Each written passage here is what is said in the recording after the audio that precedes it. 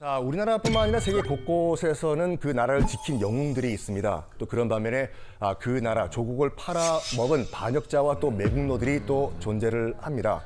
그래서 오늘은 내 조국을 등을 돌린 반역자에 관련된 이야기를 좀 나눠볼까 합니다.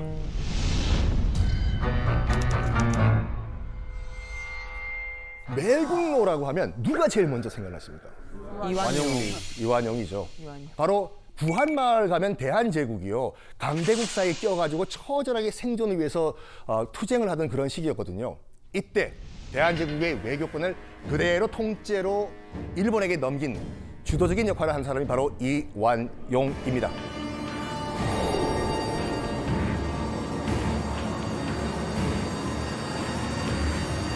그것이 1905년의 을사늑약이죠.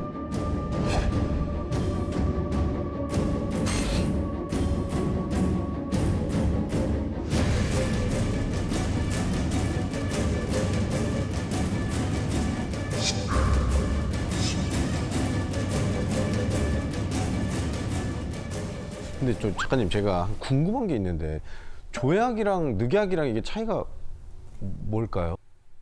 바로 조약이라고 하는 것은 A란 당사자와 B란 당사자가 동등한 위치에서 사인한 것이 조약이에요. 그런 반면에 한쪽이 강제로 체결한 조약 있죠. 이걸 늑약이라고 하거든요. 그래서 을사조약이에요? 을사늑약이에요? 우리 늑약인데. 을사늑약으로 하시면 됩니다. 자, 그리고 을사오적 5명이 외교권을 일본에게 넘깁니다. 1905년 일이었죠. 자, 이런 과정에서 정말 주도적인 역할을 하는 것이 이제 이완용이거든요. 그래서 매국노의 핵심 인물로 우리가 기억을 하고 있습니다. 그런데 제가 생각하기에는 이완용보다 훨씬 더 악랄한 매국노가 존재를 했습니다. 친일 오브 친일이다. 1순위 친구가 있구나. 바로 윤덕영이란 인물이 오늘의 주인공인데,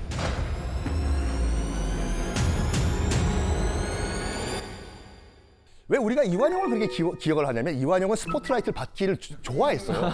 관종이었네, 관종. 그렇죠. 관종 요즘 관종이었어요. 네. 그런 반면에 윤덕영은 관심 받기를 굉장히 싫어했습니다. 뒤에 숨어가지고 실속파 매국노였어요. 여러분 서촌 아시죠? 서촌, 경복궁 옆에 있는 서촌. 네, 알죠. 통인시장 여러분 기름 떡볶이 많이 드시러 가고. 너무 맛있죠. 이게 현재 지금 경복궁 옆에 있는 옥인동 행정구역이거든요. 당시 이제 그 윤덕영의 땅 규모가 어느 정도였냐? 이 서촌 옥인동 땅 54% 지금 54%가 반 이상이 윤덕영의 땅이었습니다.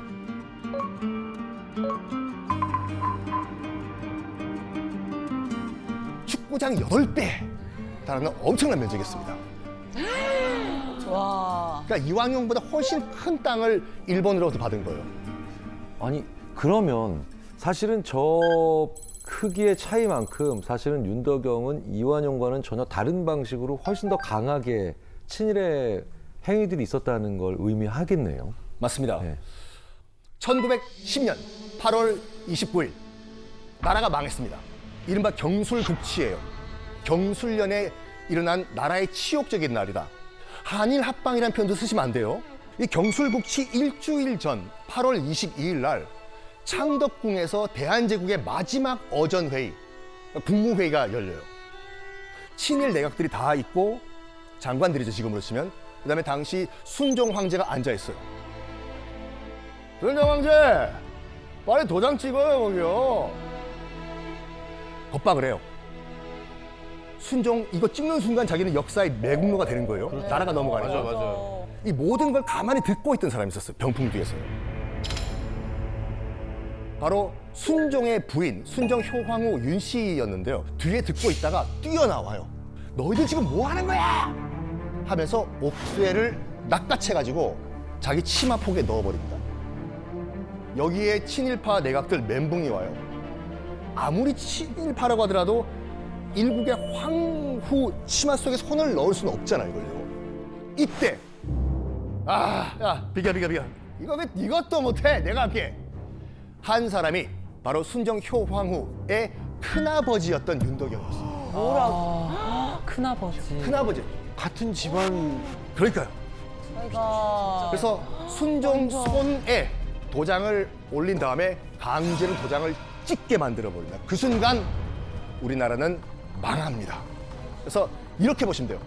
이완용은 우리나라의 외교권을 넘겼지만 윤덕영은 우리나라 전체를 넘겼어요. 맞아요. 그런 매국노였어요. 그 대가로 윤덕영은 고맙다라고 주는 돈이 은사금이거든요. 은사금이랑 공채증권 46만 원을 받았는데 1910년 당시에 이제 1원이 지금의 한 5만 원 정도의 가치를 가지고 있으니까 46만 원은 약 230억 원이에요. 이완용이 아니라 윤덕영이었네. 윤덕영 이름 외워야지. 윤덕영. 꼭 기억하셔야 돼요. 네. 그리고 이 사진이 이제 벽수산장이라는 산장, 윤덕영의 별장이었어요. 벽수는 윤덕영의 호거든요. 규모가 얼마나 컸는지 여기가 지금 벽수산장이 있었던 것으로 추정되는 장소에서 제가 내려다보면서 찍은 영상인데요. 여기에 경복궁이 보여요. 경복궁 등정전이고 이게 엄청나게 큰 의미를 가지고 있습니다. 대한제국의 신하였잖아요, 윤덕영이. 근데 위에서, 산 위에서 경복궁을 내려다보면서 조선왕실, 대한제국 황실을 비웃은 거예요. 별거 아니구만. 여기서 우리 파티하면서 경복궁을 내려다볼까? 와. 굉장히 참 저 자리에 직접 가시면은 화가 납니다. 네. 벽수산장이 얼마나 큰 규모였냐면요. 일단은 그 안에 200평 규모의 연못이 있었어요. 200평. 거기서 뱃놀이를 하고 천장에 어항이 있었대요. 천장의 어항. 네, 옆이 아니라 아쿠아리움이 천장에. 당시에 천장에다가 그거를 설치했어요. 그렇죠. 그리고 우리나라 최초로 양변기가 설치된 곳이 바로 이 벽수산장이었어요. 좋은 거 다 갖다 놓는. 그러니까 윤덕영이 매일 밤 기생들을 불러가지고 여기서 벽수산장에서 파티를 했는데 명월관 출신의 한 기생이 이제 화장실이 급해가지고 가니까 이거 웬걸 측단은 없고 옹달샘만 있더구나 이런 기록을 남겨놨어요. 그래서 옹달샘 물만 떠먹고 나왔다. 모르니까. 자, 윤덕영 첩집도 있어요. 여기 가면요. 첩집이요? 첩. 가지가지 했네. 여기가 윤덕영 첩집 외관이에요. 지금은 잠겨 있어가지고 아무나 못 들어가요. 저 집은 그러면은 누구 소유입니까 지금?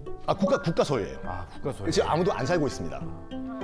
제가 어렵게 또 이 안을 한번 들어가 봤거든요. 예전에. 지금 여기가 이제 윤덕영 첩집 아닌데요. 지금은 많이 낡았지 않습니까? 처마 밑에를 보시면요. 일반 한옥주택이 아닙니다. 궁궐에서만 볼 수 있는 그런 디자인으로 디자인됐어요. 무슨 말이냐면 이 집은요. 궁궐을 만드는 특별한 목수가 있거든요. 도편수가 지어진 집이에요. 윤덕영의 파워가 얼마나 컸냐 우리가 알 수가 있죠. 야 대단한 사람이다 진짜.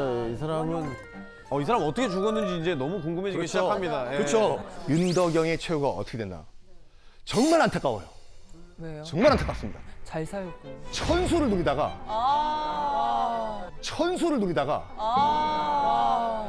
우리나라가 해방되기 5년 전에 천수를 누리다가 죽습니다. 나라를 판 돈으로 정말 호의호식을 하다가 아무 문제 없이 생을 마감하고 어떻게 그럴 수 있어?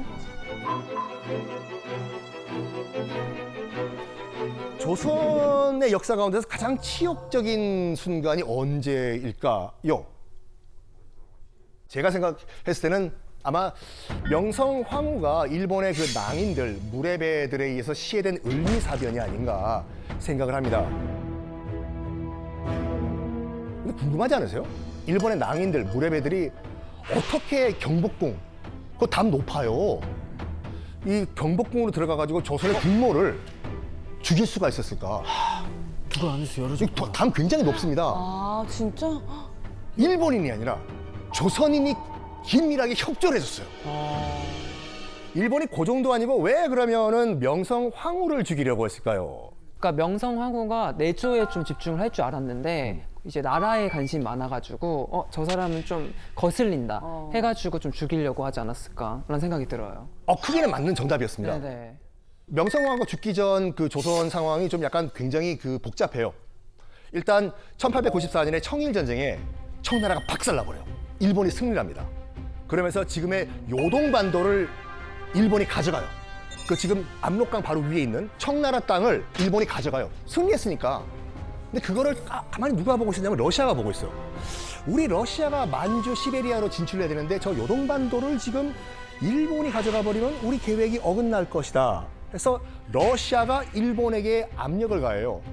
먹은 요동반도 다시 청나라한테 돌려주라고. 일본도 우리가 러시아와 싸워서 이길 수가 있을까? 못 싸운다.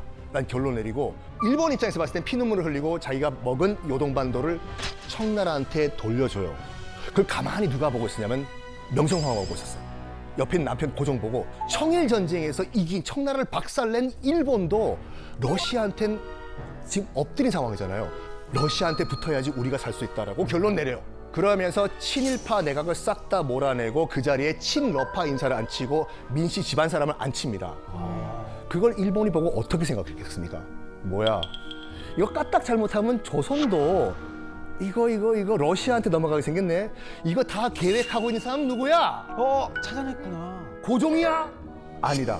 고종 뒤에 있는 명성황후가 이 다 모든 걸 다 계획하고 있다. 이 상황을 멈추게 하기 위해서는 고종이 아니라 명성황후를 없애야 되겠다라고 결론을 내립니다. 조선훈련대라고 있었어요. 조선훈련대가 이제 일본이 만든 신식군대거든요. 조선훈련대 제2대대장이었던 우범선이라는 인물이 있습니다. 꼭 기억하셔야 돼요. 매국노예요.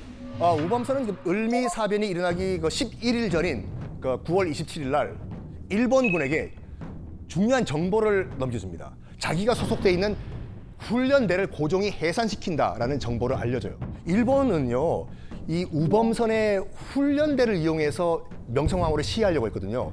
그러니까 겉보기에는 우범선이 구태타를 일으켜가지고 명성황후를 시해했다. 우리 일본 뒤에 빠지고. 이런 계획이었어. 근데 고종이 훈련대를 해산해버리면 일본의 계획이 어긋나 버리잖아요. 그렇죠. 그렇죠. 그래가지고 이게 원래 준비했던 그 10월 10일에서 앞으로 당겨서 10월 8일 날 일을 하기로 그 계획을 변경합니다. 이 시의 전날 밤 우범선은 야간 훈련한다면서 자기 밑에 있던 병사들에게 실탄을 주면서 출동 명령을 내려요. 10월 8일 새벽 일본군 경찰 그리고 공사 그리고 일본 낭인들 무례배들 그다음에 조선군 훈련대까지 구성된 말도 안 되는 이 기괴한 연합군이 광화문 쪽으로 가요. 그때 선발대로 이제 뽑힌 그 사람 가운데서 제일 먼저 도착한 일본 경찰들이요. 긴 사다리를 광화문 담벼락에 대고 올라가가지고 넘어가요. 광화문을 경비하고 있던 조선 순경 병사들 아무 대항도 못하고 속수무책으로 놀라 도망을 갑니다. 그리고 일본 경찰 일단 담 넘어 들어갔지 않습니까? 일본 경찰들이 광화문의 문을 활짝 열어줍니다. 들어오셔라. 그래서 명성황후를 죽이기 위해서 이제 모인 군대가 일제히 와 함성을 지르면서 광화문 안쪽으로 몰려 들어옵니다. 그러면 우범선은요, 일단 일은 저질러 버렸고 무섭겠지요. 군인이 황후를 죽이는데 앞장섰잖아요. 두려움에 떨던 우범선은 일본으로 망명을 해버립니다. 그리고 일본인 여인과 결혼을 하고 아들을 낳고 살아요. 또 잘 살았습니까? 아니요. 우범선은 조선의 자객 고영근에 의해서 일본 땅에서 피살이 됩니다. 다행이다. 근데 이 우범선과 이 일본인 여인 사이에 아들이 한 명 있었거든요.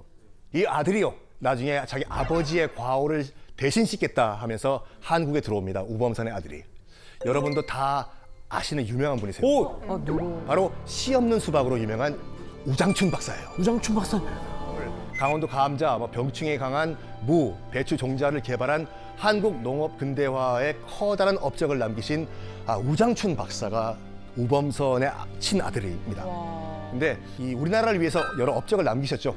그 공적을 인정받아서 대한민국 그 훈장을 받는데 우장춘 박사는 눈물을 흘리면서 이런 말을 남겼다고 합니다. 훈장을 받으시면서 조국이 나를 인정했다라고. 아버지가 저지른 그 친일 행위의 과오를 씻기 위해서 이제 평생을 한국 발전에 매달린 우장춘 박사 같은 사람이 있는가 하면 친일은 어쩔 수 없는 선택이었다라고 그 후손들까지 지금 떵떵거리면서 호의호식을 하는 안타까운 일도 있는데, 그래서 우리가 그 친일 행위와 그 매국 행위를 우리가 바로 알아야 될 것 같습니다. 자, 광복된 이후에도 떵떵거리면서 잘 살았던 친일파가 또 있어요. 악독하고 혹독한 고문술로 일제 총애를 한 몸에 받았던 친일 경찰이 있습니다. 친일 경찰. 바로 이름이 노덕술이라고 해요. 울산에서 태어난 노덕술은 그 일본인이 경영하던 그 잡화점에서 잠깐 일하다가 홋카이도를 건너가서 이제 돈을 벌기 시작합니다. 그런 다음에 귀국해가지고 이제 경찰이 되기 위해 가지고 경남 순시 교습소에 들어가서 졸업을 해요. 그리고 일제 이제 순사로 경찰 생활을 시작을 하는데 일제의 눈에 들어야 되잖아요. 조선인이. 그래서 더욱더 악랄하게 항일 인사, 항일 사상을 갖고 있는 사람들을 다 싹 잡아가지고 무자비하게 고문을 합니다. 노덕술은 일제강점기에 고문 귀신으로 악명이 높았습니다. 뭐 별의별 새로운 형태의 고문을 만들어낸 것으로 악명 높았는데 피해자의 혀와 머리카락을 잡아 뽑아요. 혀와 머리카락이요? 머리카락. 그리고 좁은 상자에 사람을 가둬버리고 밖에서 못질을 합니다. 아유. 사람의 손발을 다 묶은 다음에 구타하고 하는데 놀랍게도 이거는 세 발의 피에 불과해요. 설에 따르면 일제의 고문 기술 가운데서 70%가량이 노덕술이 개발을 했다라는 말도 있는데 이 비록 학력도 낮고 이 든든한 배경도 없었지만 노덕술 정말로 승승장구를 합니다. 지금 직급으로 보면은 그 총경급인 이제 경시의 자리까지 오르는데 일제강점기 시기에 조선인 일제 경찰로 경시의 자리까지 오른 사람은 총 21명밖에 없다고 해요. 게다가 노덕술을 제외한 조선인 경시들은요, 이미 대한제국 시절부터 경찰 경험이 있었고 또 대학을 졸업한 엘리트가 대부분이었거든요. 이 말은 뭐냐면요, 일제의 눈에 들기 위해 가지고 필사적인 노력을 한 겁니다. 그러다가 8월 15일 드디어 우리나라는 일제로부터 독립을 합니다. 그러면 독립 후에 우리 정부는 노덕술을 어떻게 해야 했을까요? 똑같이 고문을 해야 되지 않을까요? 네. 상자에 넣고 똑같이 그냥 밖에서 못질하고 본인이 했던 이때까지 했던 거 저 싹 뜯고 뜯고 이자가 또, 붙어있으니까 예. 좀 더 해야지. 아 그래요? 그러면 뭐 이렇게 못 박힌데 이렇게 걷게 하고 맞아. 예, 그냥 너무 이쁘네. 그리고 이제 뭐 피부를 하나씩 벗긴다던가 확실히 성종답다. 무한대로 고문. 무한대로 고문해야죠. 예. 좀 그룹대로 무한대로. 마음으로는. 근데 자, 일본 경찰의 호랑이라고 불리면서 이제 일제 고문 경찰의 대명사로 악명을 떨치던 노덕술, 해방 후에는요, 독립투사를 잡던 악질 경찰에서 좌익 분자를 색출하는 애국 경찰이 됩니다. 오? 그리고 해방 후에 이 노덕술에게 잡혀가지고 엄청난 수모를 당한 독립운동가가 한 분 계십니다. 이분이 그 영화 암살에서 조승우 씨가 역할을 했던 독립운동가 그 약산 김원봉 선생님이십니다. 그 3.1운동 이후에 이제 의열단이라는 단체를 만들어서 항일 무장투쟁을 하신 독립운동가거든요. 그러니까 친일파와 일본 제국주의자들 입장에서는 엄청난 공포의 대상이었겠죠. 일제가 얼마나 이 김원봉 선생을 두려워했냐면요, 백범 김구 선생님의 현상금이 60만 원이었어요. 근데 김원봉 선생님은 100만 원이야. 얼마이냐? 현재 가치로 환산하면 약 320억 원의 현상금을 붙였습니다. 그만큼 일제가 두려움에 떨었던 인물이 바로 약산 김원봉 선생입니다. 김원봉을 잡기 위해 가지고 일제가 정말 눈에 불을 켜고 잡으려고 했지만 일제 강점기에는 단 한 번도 체포된 일이 없었어요. 근데 해방된 이후에 노덕술에게 체포가 됩니다. 어머. 이 말에 의하면 노덕술이 김원봉 선생을 잡아가지고 뺨을 때리면서 모욕을 주었다고 해요. 그때 김원봉 선생님이 얼마나 억울하셨겠습니까? 이런 말씀을 남기셨다고 합니다. 조국 해방을 위해 일본 놈과 싸울 때도 이런 수모를 당한 적이 없는데 해방된 조국에서 악질 친일파 경찰 손에 수갑을 차다니 이럴 수가 있냐라고 울분을 토하셨다고 하죠. 일제 강점기 시절부터 앞장섰던 그 독립운동가들을 이 단합한 공로로 일제로부터 2개의 훈장을 받아요, 노덕술은요. 해방 후에도 경찰로 계속 일을 했습니다. 심지어는 해방 이후에 6.25 전쟁에서 또 공을 세웠다는 명목으로 우리 정부로부터 3개의 훈장을 또 받습니다. 아니 근데 왜 전에 저질렀던 그 죄값은 안 치르죠? 당시는 이제 그 남북이 대치하던 상황이었기 때문에 이제 반공을 외치면은 친일 행위는 이제 깨끗하게 사라지는 거예요? 묻히는 그런 안타까운 상황이었어요. 그거는 정말 안타까운 우리의 근대 역사 중에 하나죠. 네. 앞서 소개해드린 크비슬링은 독일이 이제 패전하자마자 붙잡혀서 총살당했지 않습니까? 그리고 그 이름도 아직까지 이런 빌어먹은 크비슬링라고 이제 욕으로 쓰이고 있는데 우리는 해방 후에도 매국노에 대한 처벌이 제대로 이루어지지 않았다라는 것을 이런 걸 통해서 우리가 알고 있는 거죠.